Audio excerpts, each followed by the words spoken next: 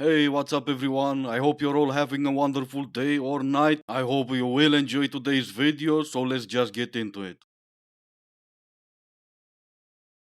This guy literally DM'd me and said, I want to play with your until my wrist breaks. How do you even come up with that? Honestly, like 10 out of 10 for creativity. How did he came up with that? Well, he must have known you for a while and he loves you for your brain. Or you made that your entire personality and he likes your personality. No, how dare you? I guess you haven't learned big words yet.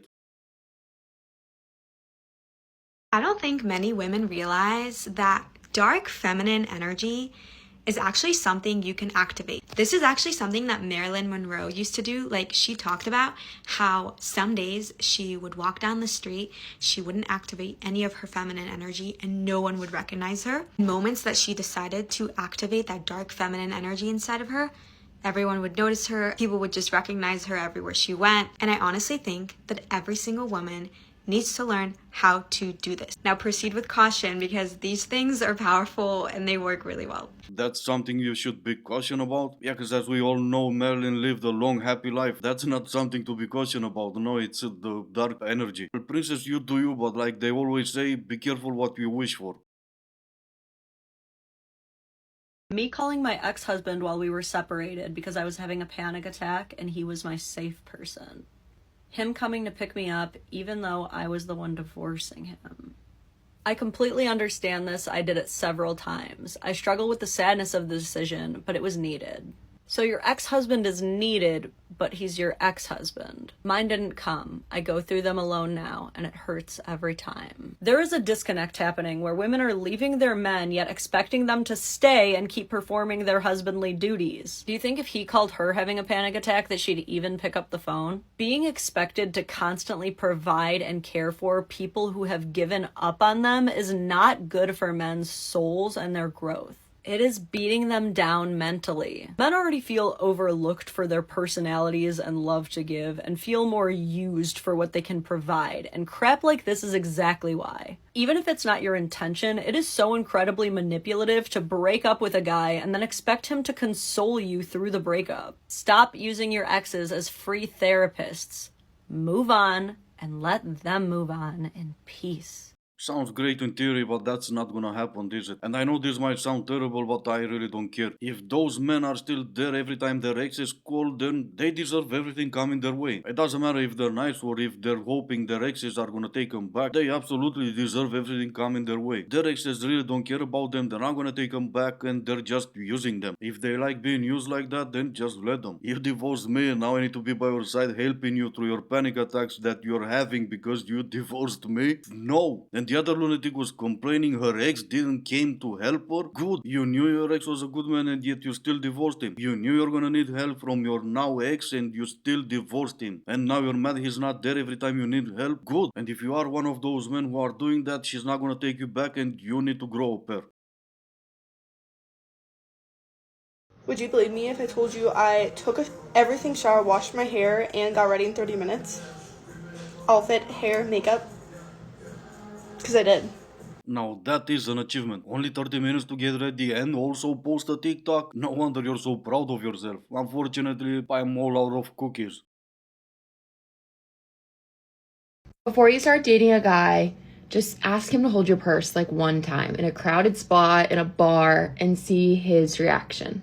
It should be like, oh yeah, of course, like go to the bathroom or do whatever you need to do. But I talked to this guy once who literally would like not hold my purse. I think guys that won't hold your purse are very scary men, very insecure men too. So just ask a guy to hold your bag, hold your purse. And if he holds it and wears it, marry that guy. If he doesn't, I'm really sorry. So young and yet so full of air. First of all, for everyone testing their significant other because of a TikTok trend, you deserve to be broken up with. Second of all, what exactly is that gonna tell you about the guy? Well, beside that, if he wears your purse, then congratulations, you found yourself a girlfriend. Other than that, it will tell you nothing about his character or personality. He can do it once because he's trying to impress you and never do it again in a long-term relationship. He can wear your purse every single time you ask him to and still bash your head against the cupboard because you didn't do the dishes fast enough stuff when he wanted to. Or he could never wear your purse and still be the type of man who would risk his own life for you. Stop with this stupid test already. You're not doing anyone any favor. Y'all, I met a man. Please don't hate me, but I did meet this man on the first day of no drinks and no dates, and I did not know what was going to happen. I did not consider our first coffee meeting a date by any means, but here we are, and I promised I would always be authentic on this app, so I'm going to tell you about him. So what happened was that the week before I started no drinks and no dates, I was in a coffee shop with my good friends Mike and Michaela, and we were yapping away, and I caught eyes with this man sitting like catty-cornered behind us. That was it. He ended up leaving. We did not talk. We did not interact. And I ended up getting a DM from him later that night. Now, that DM was a work of art. It was not aggressive. It was not presumptuous. It was not creepy. It was honestly just quite friendly. He was like, hey, I think I recognize you from on here. And when we started talking about coffee shops, we agreed to officially meet in person at a coffee shop. I told this man that I was on 30 days and no drinks and no dates. So I feel like the expectations were set. However, I can see how that is technically a date. Even went and got my hair done by my friend Krista later that day, and she was like, was that a date? Are you lying to yourself? I don't know, I've just been experiencing quite lavish dates recently where the expectation is set up front that it is romantic, and so to me in my mind, this was super friendly, super casual. I did not think much about it, but we did meet again later this week. This is why I do feel like I need to tell you all about it now. Well, thank you. I was barely getting any sleep this week, not knowing if you broke your own promise that you made to yourself. 30 days with no dates and you've barely made it to day 5. You've already been not on 1 date but 2. You obviously can't be trusted. Not even by yourself, but still. Okay, this is for all my single girlies in their late 20s, early 30s.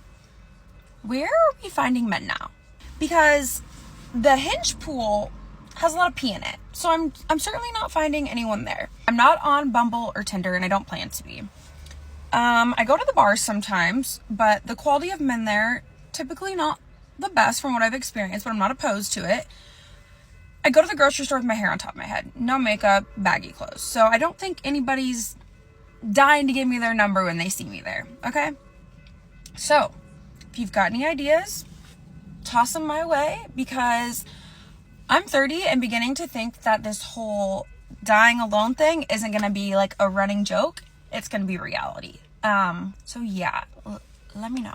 Oh, it's gonna be reality, alright, for a lot of people. It wasn't a joke either. You chose to treat it as a joke because you were in your 20s and you didn't care. Where are you finding men now? Well, there's also a question, why would a man want to find you? Also, another question could be, what happened with every single man you've dealt with for the last 5 years? Let's not even make it 10 years. Neither of them was good enough for you?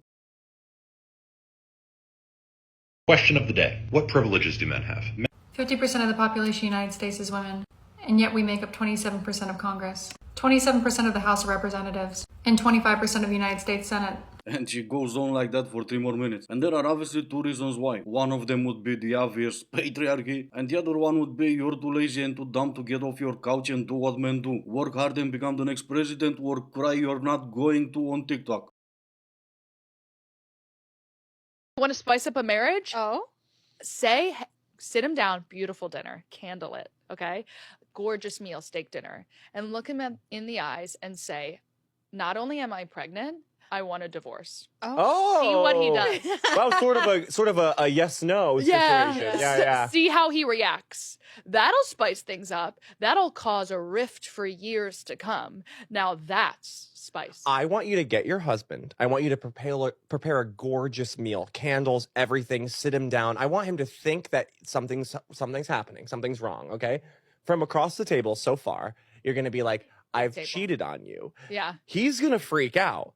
Right when he's freaking out, then you're like, I was kidding.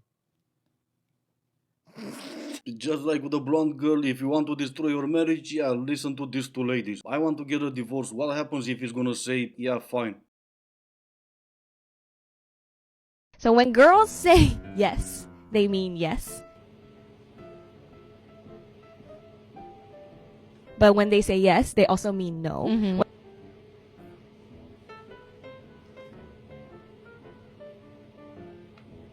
When they say no, they sometimes mean no, but they sometimes also mean yes. Yes.